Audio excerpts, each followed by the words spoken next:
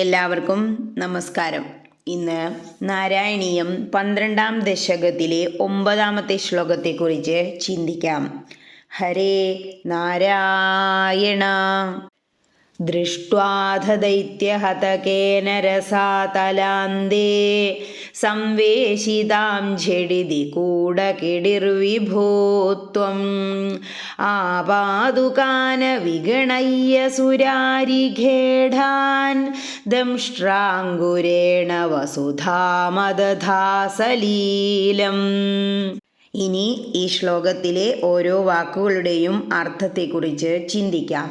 ദൃഷ്ട്വാ കണ്ടു, അധ ദൈത്യഹതകേന പിന്നെ അസുരാധമനാൽ, രസാതലാന്തേ പാതാളത്തിൻ്റെ അടിയിൽ, സംവേശിതാം വിന്യസിക്കപ്പെട്ട അതായത് ഒളിച്ചു വെച്ച, ജഡിതി പെട്ടെന്ന് ഉടനെ, കൂടകിടിർ വിഭോ ത്വം ഹേ വിഭോ കൂടകിടി ത്വം ഹേ പ്രഭോ സർവശക്തനായവനെ മായാവരാഹമൂർത്തിയായ അങ്ങ്.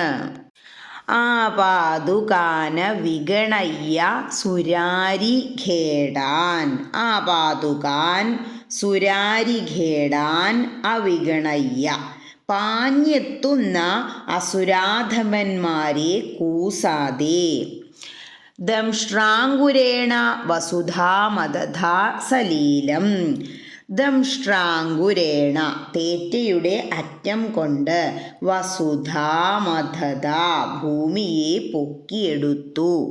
എങ്ങനെയാ? സലീലം ഒരു കളിയായിട്ട്. ഇനി ഈ അർത്ഥങ്ങളെല്ലാം മനസ്സിൽ വച്ചുകൊണ്ട് ആ ശ്ലോകം ഒന്നുകൂടി ചൊല്ലി നോക്കുക.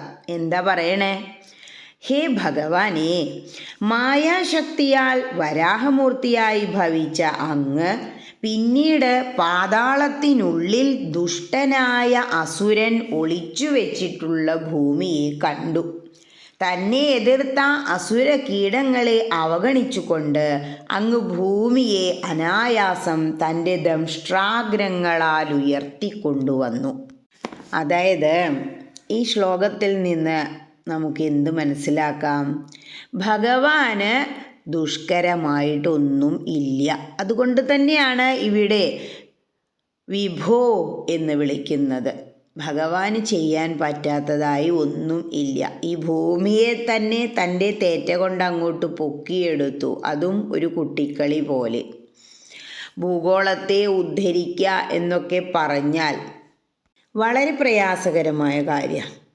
എന്നിട്ടും ഭഗവാൻ വരാഹമൂർത്തിയായി അവതരിച്ച് പാതാളത്തിനുള്ളിൽ കൊണ്ടുപോയി അസുരന്മാർ ഒളിച്ചു വെച്ച ആ ഭൂമിയെ കണ്ടെത്തി ഉയർത്തിക്കൊണ്ടുവന്നു. ഹരേ കൃഷ്ണ.